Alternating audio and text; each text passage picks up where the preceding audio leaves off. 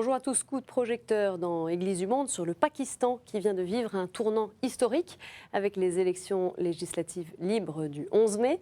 Un vote démocratique entaché par des violences qui n'ont pas pour autant découragé les électeurs. La participation a été massive, 60% des 86 millions d'électeurs se sont rendus aux urnes pour élire leurs députés.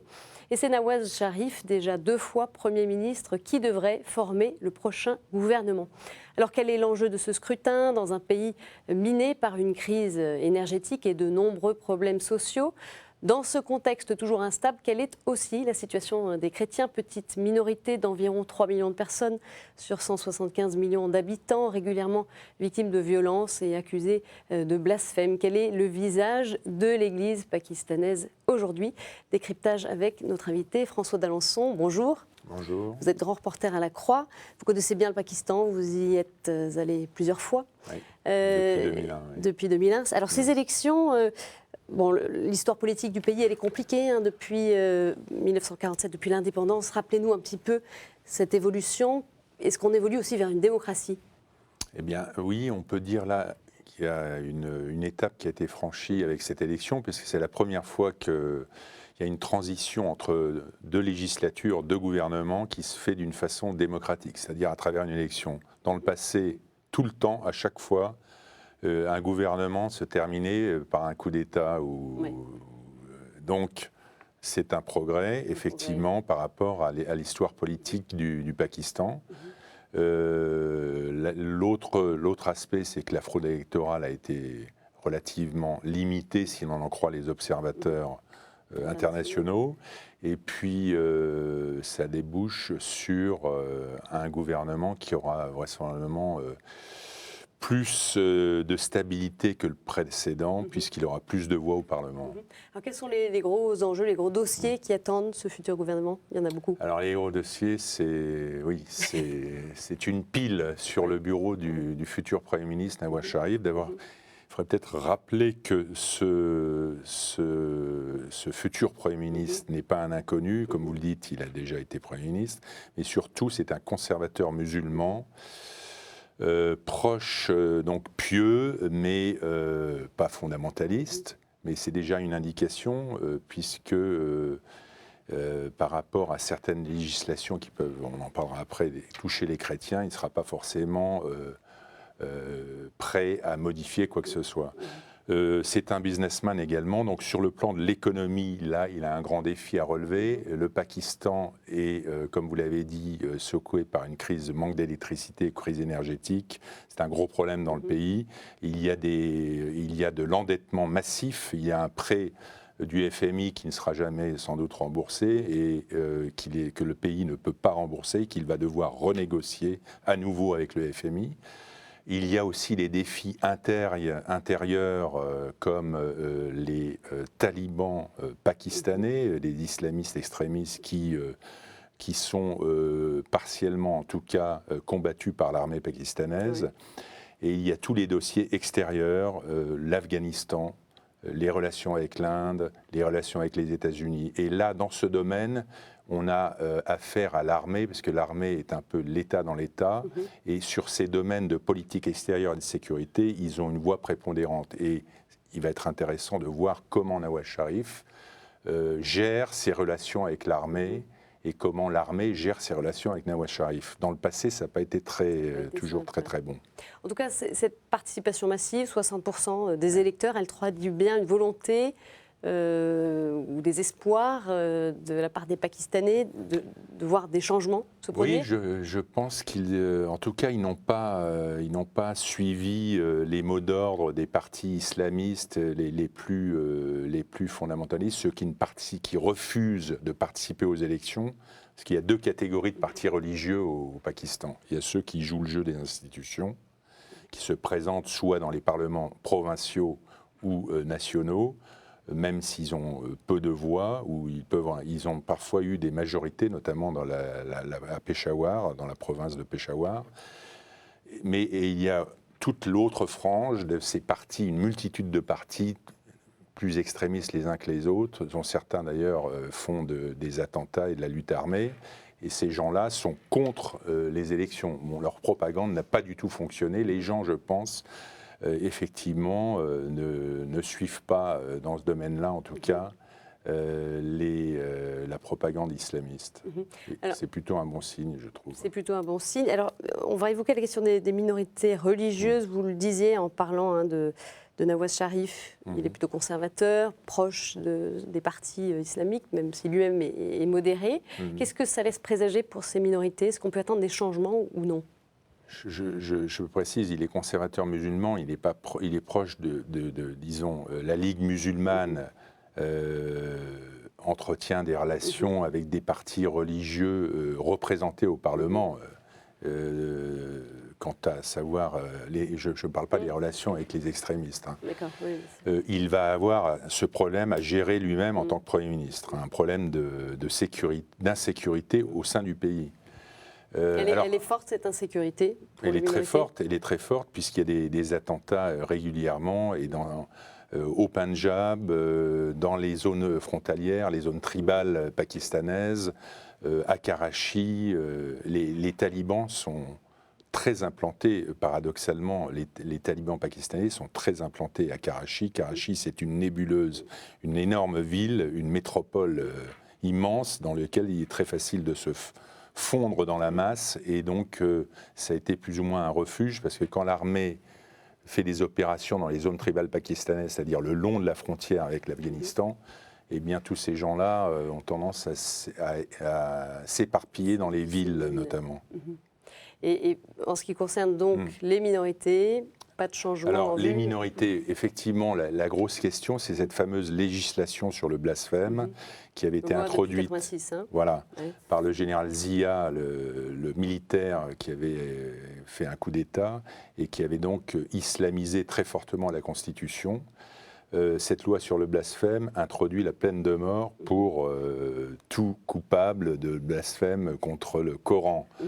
Depuis plus de 20 ans, cette loi a été largement instrumentalisée à la fois politiquement et je dirais à des fins de contentieux personnels par des gens tout simplement, par des partis islamistes d'une part et qui exploitent un peu l'émotion et l'émotion populaire pour leur cause et surtout par la majorité sunnite ou des sunnites qui, dans des contentieux personnels ou pour abuser de certaines minorités, eh bien, utilisent cette loi pour faire condamner quelqu'un ou faire mettre en prison quelqu'un, ce qui est arrivé pour les chrétiens. Et il faut signaler d'ailleurs que les chrétiens ne sont pas les seules victimes de cette loi. Toutes les minorités, y compris les minorités musulmanes, dont font partie les chiites et la secte Ahmadi.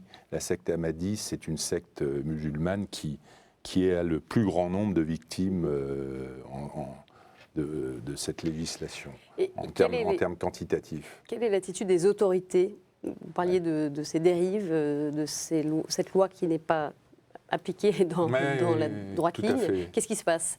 Alors, ce qui se passe, c'est d'une part une police qui très souvent est complice des imams ou des gens qui accusent une personne, souvent appartenant à une minorité, en l'occurrence chrétienne ou non, de blasphème. Et donc très souvent la police ne fait rien pour empêcher ça. C'est très facile d'accuser quelqu'un de blasphème? Tout à fait, c'est très facile. Oui. Et la police, généralement, est très peu regardante dans ses enquêtes, sur savoir si est-ce que c'est réel ou pas. J'ai moi-même été au Pendjab. J'ai fait un reportage sur la fameuse, si je puis dire, chrétienne Asia Bibi, qui est toujours en prison, qui avait été accusée de blasphème, à la suite d'une querelle entre femmes de son village.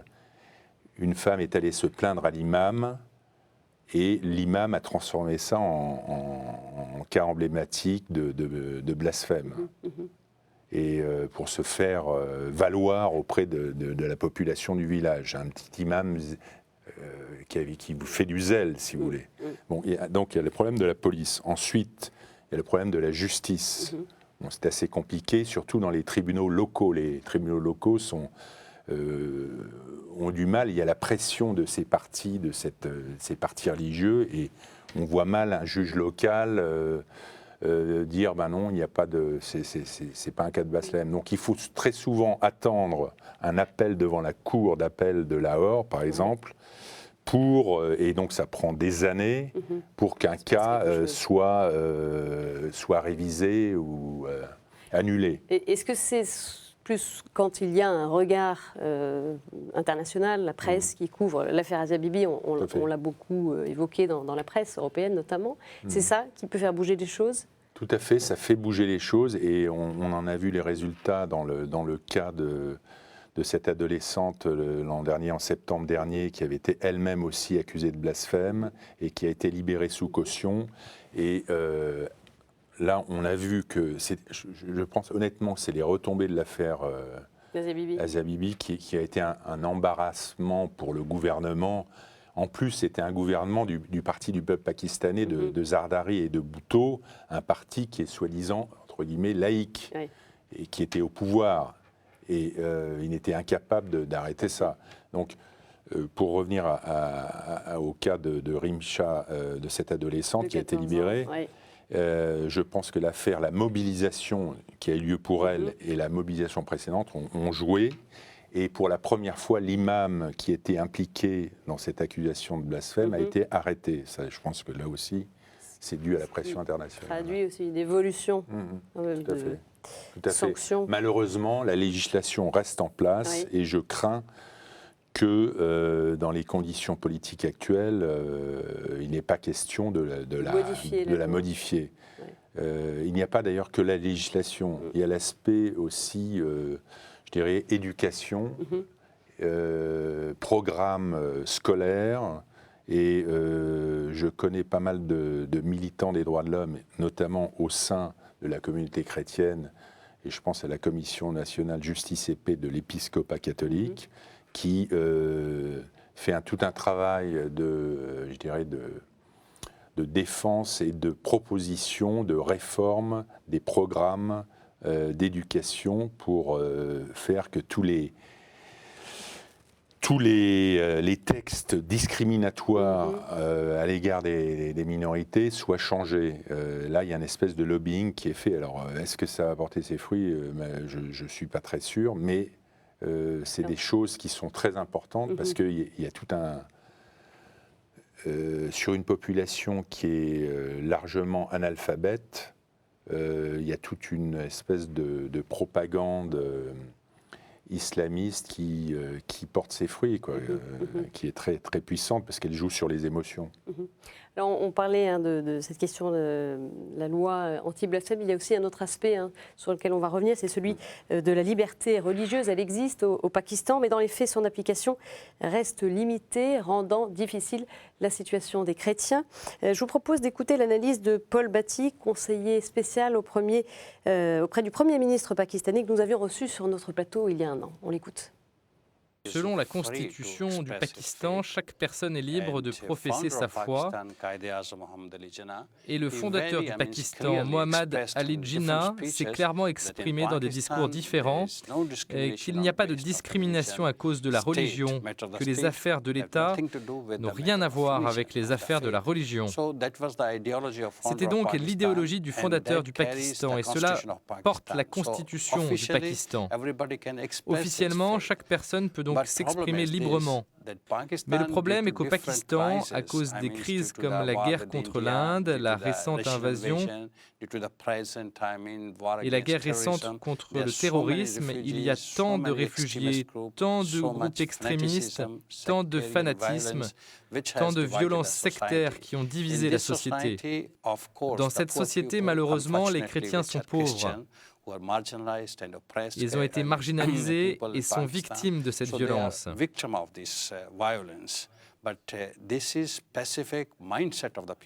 C'est cette mentalité qui crée des sentiments haïssables et qui divise les chrétiens et les musulmans. Il y a aussi beaucoup de musulmans avec un esprit de tolérance qui nous soutiennent. Mais il y a aussi la mentalité des gens qui sont contre nous, qui sont contre les chrétiens et toute minorité, et il faut lutter contre eux.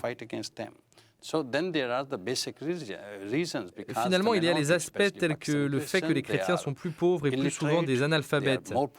Et ils sont souvent les victimes de cette intolérance et de la loi anti-blasphème.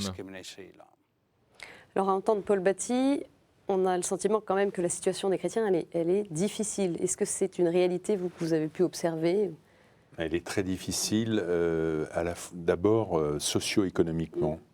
Avant même de parler de discrimination, parce qu'il y a une histoire de cette communauté qui remonte à l'indépendance du Pakistan, puisqu'au départ, la plupart des chrétiens étaient des basses castes hindous qui se sont convertis au christianisme pour échapper justement à l'opprobre qui frappait les hindous au moment où on a séparé le Pakistan de l'Inde. Donc, Baskas, ça veut dire des gens qui étaient confinés dans des emplois subalternes et beaucoup dans les employés de maison, le nettoyage. Et donc, en gros, le chrétien, c'est le balayeur, si je caricature. Donc là, il y a déjà cette stigmatisation un peu sur cette communauté. C'est pas une communauté de latifondières. On sait qu'il y a des personnes très très riches au Pakistan, c'est pas le cas chez les chrétiens. Oui, c'est ça. Bon, ensuite, ils sont relativement dispersés dans le pays, mais plus généralement quand même dans les villes du Punjab, notamment à Lahore, à Peshawar aussi. Il y a des quartiers, ou des bouts de quartiers où les chrétiens sont un peu regroupés. On a vu malheureusement le cas de Lahore récemment, il y a quelques mois, les maisons brûlées à la suite, là aussi, d'une dispute. Et donc, ces gens-là essayent de compenser leur vulnérabilité sociale en se regroupant un peu. Et surtout, il y a une vie communautaire qui s'organise quand même beaucoup autour des paroisses. Moi, j'ai constaté, notamment à la cathédrale de Lahore, cathédrale catholique, vous avez tout un espèce de compound autour où les gens se retrouvent pour la messe du dimanche ou le week-end. Il y a des écoles, il y a des groupes divers et variés pour toute catégorie d'âge. Il y a des activités caritatives. Donc, si vous voulez, il y a toute une vie de communauté qui se crée autour de la paroisse. Et puis, il y a des associations, il y a une société civile active au Pakistan. Ça ne concerne pas seulement, bien évidemment, les catholiques et les chrétiens, mais ça concerne aussi les chrétiens qui sont assez